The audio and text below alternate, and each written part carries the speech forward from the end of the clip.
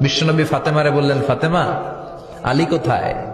ফাতেমা বলল, আপনার জামাই আলী আমার সাথে ঝগড়া করে বাইরে গেছে। বিশ্বনবীর চেহারাটা আগুনের গোলার মতো লাল হয়ে গেল।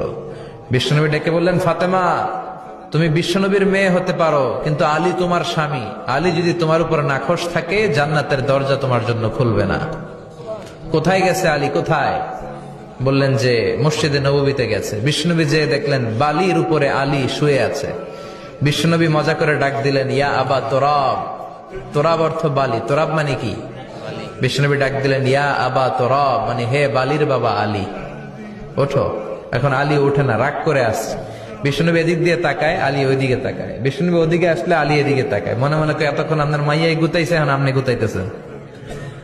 বিশ্বনবী যাই বললো, আলী রাগ করো না, ওঠো, তুমি আমার চাচাতো ভাই, আমার ঘরেই তো তুমি মানুষ হয়েছো। ঘাপটি মেরে হাতটা ধরে টান দিলেন। সাইয়েদনা আলী উঠতে বাধ্য হলেন। বিশ্বনবী কারো হাত ধরে টান দিলেন।